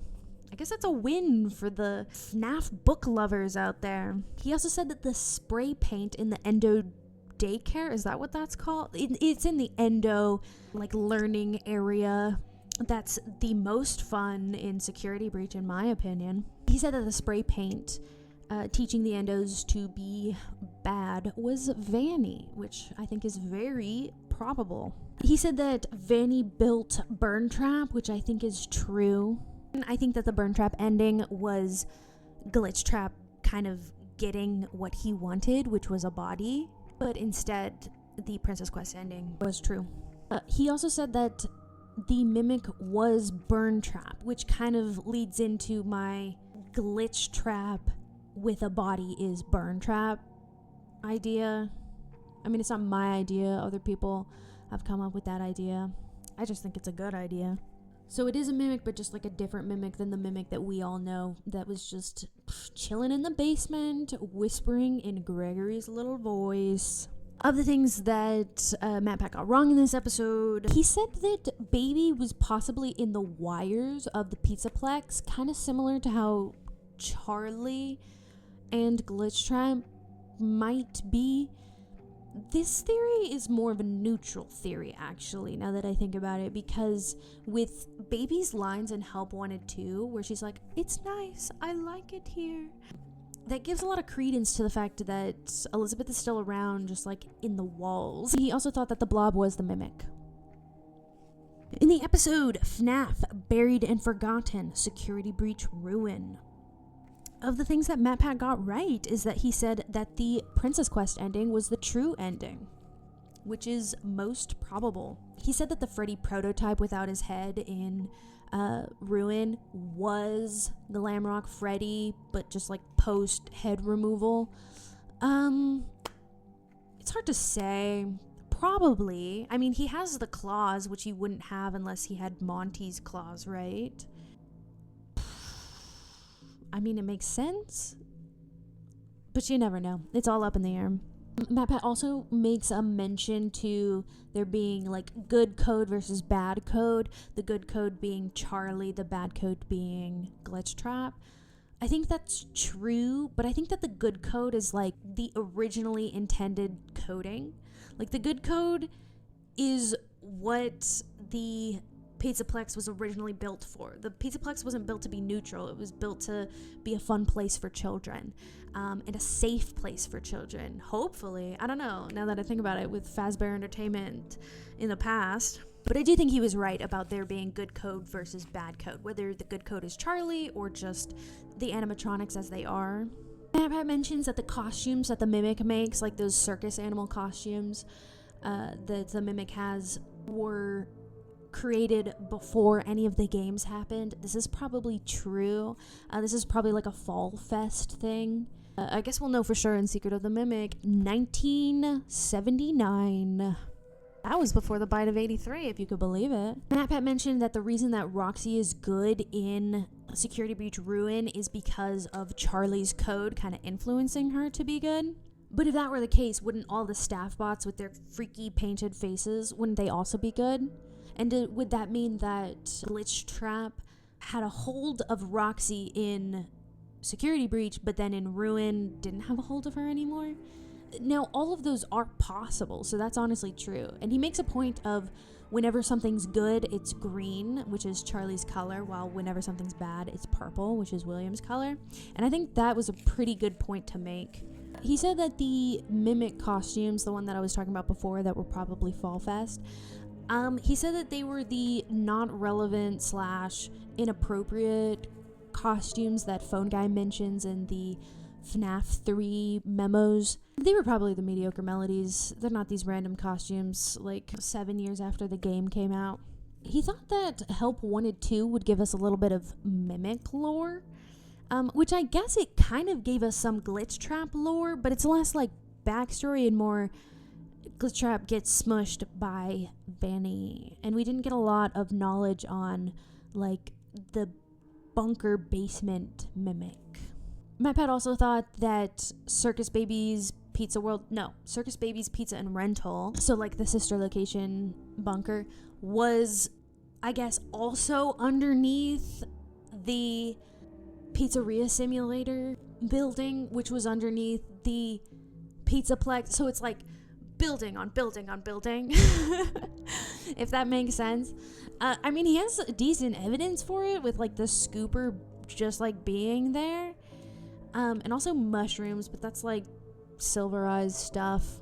Anyway, too many Russian doll pizzerias for my taste, so I'm putting it in the negative. In the episode FNAF Bonnie's Haunted Past, Security Breach, that sounds like a roller coaster ride or like a spooky ride. I would so ride Bonnie's Haunted Past. As more of a neutral theory, he said that Eclipse was made at the same time as the Mimic.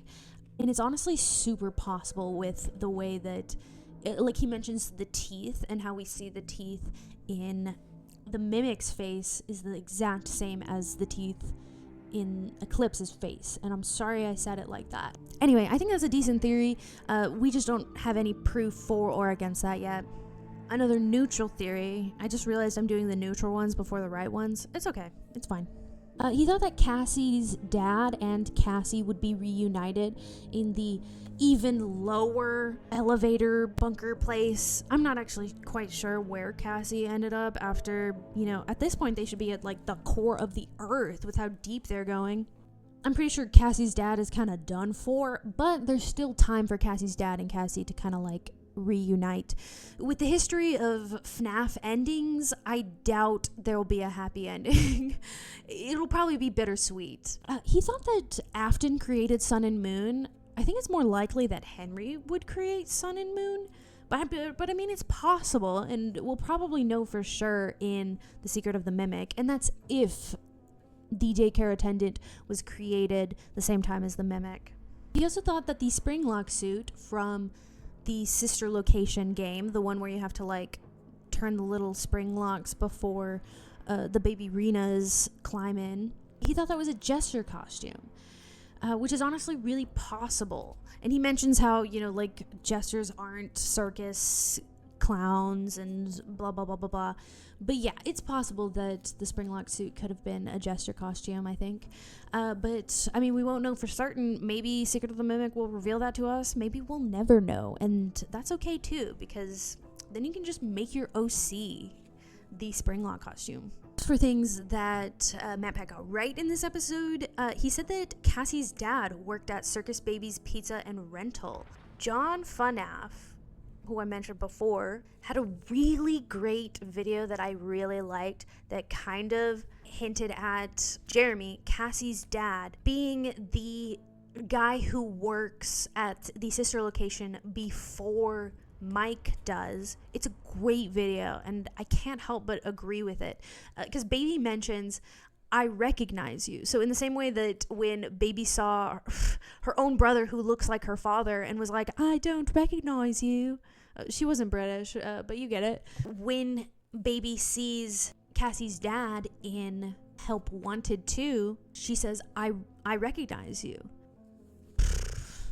And that's all I'm going to say about that. He also said that we'd play as Cassie's dad in Help Wanted 2.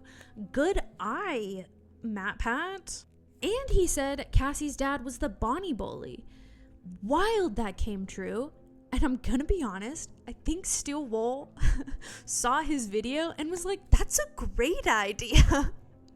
Like, I don't think Scott has ever done that. I don't think Scott has ever looked at MatPat's videos, and I know a lot of people do. I don't think so. I don't think Scott has ever looked at MatPat's videos and been like, that's a great idea, I'm gonna take that. I think Steel Wool did do that for this, and that's okay. I mean, it is a good idea. I like that Cassie's dad is the Bonnie bully. That's so fun. I don't care how old he would be. MatPat also said that Mixus was not made by Gregory, which that was a common theory at the time. And he cites that, the technology of Mixus looks a lot older. Yeah, and I think that makes perfect sense. MatPat also said that there were 2 of the Mimic programs. He hasn't distinguished Glitchtrap and the Mimic yet, but I think he does in the next episode. So he's getting there, guys. And then MatPat only got a couple things wrong in this episode. Number one is that he said that the Mimic program was in all of the fun times. I think this makes the fun times a little bit complicated. It still could be possible with Secret of the Mimic coming out. I think that the fun times have properties that allow them to mimic voices. I mean, I don't think that. That's just a fact that we know from the blueprints. But I'm not sure if that makes them the Mimic AI program per se. And like I said, it just makes the fun times, like, just add another thing to the fun times. And lastly, he said that Afton made Mixus. I think it would make more sense that Henry would make Mixus. I mean, I don't know if you've been following, but anything that's evil, I think Afton made. And anything that's good, I think Henry made. Which maybe is a fault of my own. It's important to look at your own biases. In the episode FNAF, A Fragmented Memory, Help Wanted 2. Is this the last one? Oh my gosh, this is the last one. Thanks for coming on this journey with me, guys.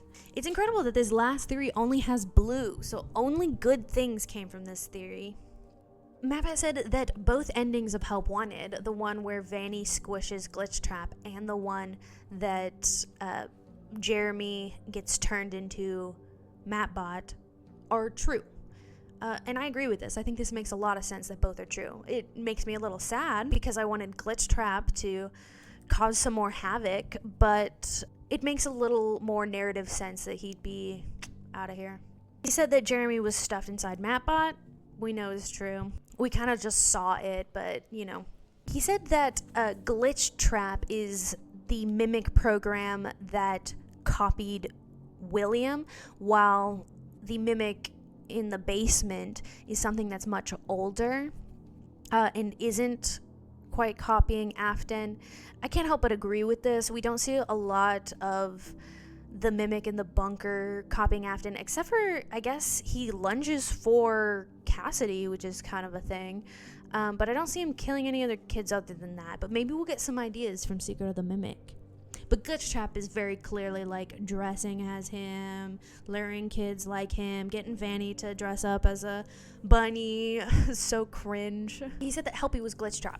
Helpy! You were supposed to be a friend, not a foe. It was such betrayal. I love that. That was a beautiful moment. And then he said that Glitchtrap was crushed out of Vanny at the end, as that one Help Wanted 2 ending. That Glitchtrap was out of there. And I think that John FNAF's, I don't know why I keep saying his name like that, but I think his interview with Steel Wool has pretty much confirmed that. So, excellent work, MatPat. You are quite the fellow.